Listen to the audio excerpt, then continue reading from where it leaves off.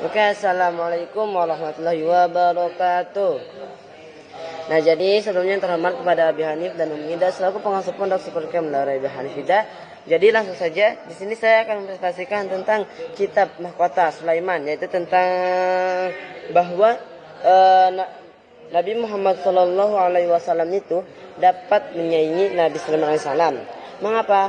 Karena Nabi Muhammad SAW pernah bercerita bahwa suatu malam dia diludahi oleh jin ifrit agar Nabi Muhammad itu untuk membatalkan sholatnya. Nah, kemudian Nabi Muhammad itu sangat marah dan diberikan anugerah oleh Allah untuk mengikat jin ifrit itu. Nah, awalnya Nabi Muhammad itu akan mengikat jin ifrit, kemudian akan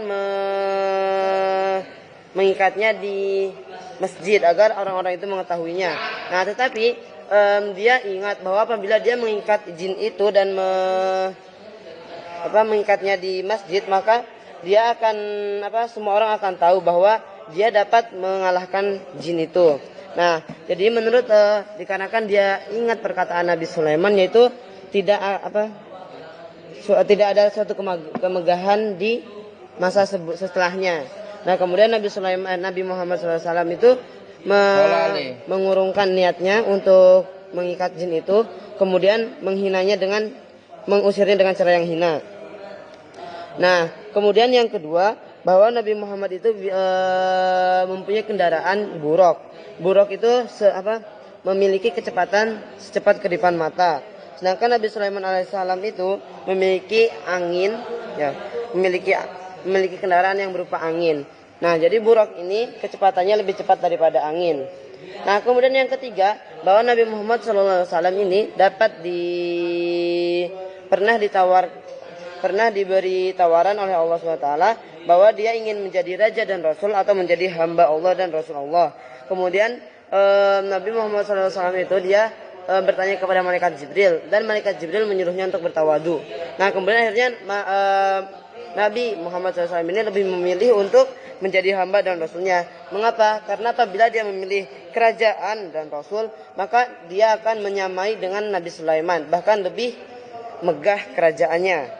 Nah, kemudian ketangguhan pasukan Nabi Sulaiman. Nah, jadi pada suatu saat Nabi Sulaiman itu mengajak pasukannya untuk berperang, di mana yang panjang dan lebarnya itu 100 farsah. Ya, panjang dan lebarnya itu 100 farsah. Nah, kemudian ada satu riwayat yang menceritakan bahwa pada saat itu ada jin dan setan yang sedang menjahit karpet terbang karpet itu sepanjang 1 farsah di atas lantai emas yang panjangnya juga 1 farsah. Nah, kemudian di atas permadani itu terdapat 3 kursi emas dan perak, di mana 3.000 kursi emas itu untuk nabi-nabi pada zaman Nabi Sulaiman, dan 3.000 kursi perak itu untuk wali-wali Allah. Nah, kemudian di sekelilingnya itu terdapat manusia-manusia, kemudian terdapat jin dan setan, kemudian terdapat dan Nabi Sulaiman juga selalu dinaungi oleh burung-burung, sehingga dia selalu merasa teduh. Nah, kemudian jadi ada suatu riwayat yang mengatakan bahwa apabila Nabi Sulaiman itu berpergian, dia selalu mengajak keluarganya, pelayan-pelayannya atau para sahabat-sahabatnya untuk ikut menaikinya. Nah, jadi di atas permadani itu terdapat dapur, yang dimana di atasnya itu terdapat periuk. Nah, jadi satu periuk itu bisa dipakai oleh 10 unta. Nah, kemudian ketika pelayannya memasak di dapur, Nabi Sulaiman itu selalu mengawasinya dari atas langit. Nah, jadi ada suatu riwayat yang mengatakan bahwa pada saat itu Nabi Sulaiman alaihissalam itu mengajak pasukannya itu dengan menaiki permadani itu melewati sebuah kota Istihor ke Yaman yang melewati Madinah. Nah, kemudian Nabi Sulaiman itu berkata kepada pasukannya bahwa ini adalah kota di mana nabi akhir zaman tinggal di sini. Nah, kemudian nabi akhir zaman itu tinggal di sini. Nah, kemudian Nabi Sulaiman alaihissalam itu melihat Ka'bah, dan di sekeliling Ka'bah itu ada patung-patung berhala. Nah, kemudian ketika Nabi Sulaiman itu pergi, Ka'bah itu menangis. Nah, mengapa Ka'bah itu menangis? Kemudian ditanyalah oleh Allah SWT, "Wahai Ka'bah, mengapa kamu menangis?"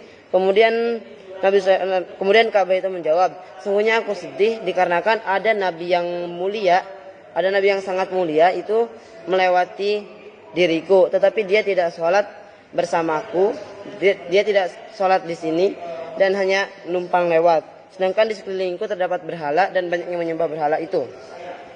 Nah, kemudian lanjut. Jadi pada suatu riwayat juga Nabi Sulaiman pernah mengajak 200.000 pasukan jin dan 200.000 pasukan hewan dan manusia. Nah, Nabi Sulaiman juga memiliki 1.000 rumah. Memiliki 1.000 rumah, di mana yang 300 rumah itu didiami oleh istri-istri, 300 istrinya, dan 700 rumah itu dipakai untuk tawanan, perempuan tawanan. Nah, kemudian Nabi Sulaiman alaihissalam juga dia pernah mendatangi jurang di Taif. Nah, di mana di dalam jurang itu terdapat semut-semut. Ada semut yang kecil dan semut yang besar. Semut yang besar pada zaman Nabi Sulaiman alaihissalam itu adalah sebesar unta atau sebesar macan kumbang.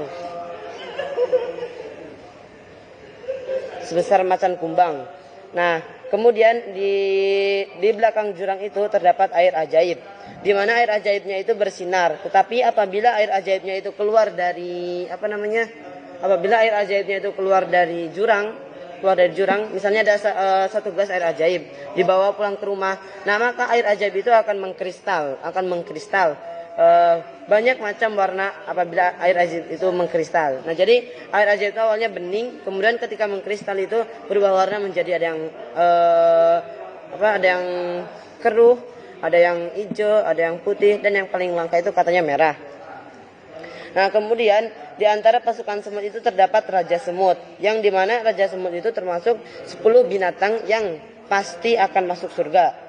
Nah, Raja Semut ini kemudian memerintahkan para kaumnya untuk segera masuk dan mengatakan, "Cepatlah masuk ke dalam rumah, sesungguhnya Nabi Sulaiman dan tentaranya itu akan lewat." Nah, kemudian Nabi Sulaiman tertawa mendengar itu dari 3 mil, jarak 3 mil. Kemudian Nabi Sulaiman berkata, "Wahai Raja Semut, mengapa engkau menyuruh pasukanmu untuk segera masuk rumah?" Kemudian Raja Semut itu berkata, "Sungguhnya aku tidak takut bahwa kamu akan menginjak-injak kaumku. Tapi sungguhnya aku takut bahwa para semut itu akan terkagum-kagum dengan kemewahanmu." Nah, kemudian Raja Semut itu berbalik kepada kaumnya dan bertanya kepada kaumnya, "Wahai kaumku, hadiah apakah yang akan diberikan kita untuk Nabiullah Sulaiman?" Kemudian para kaum itu menjawab, "Bagaimana kalau hadiahnya itu satu buah biji bidara ya." Oke, sekian saja dari saya. Kurang lebihnya mohon maaf. Wassalamualaikum warahmatullahi wabarakatuh.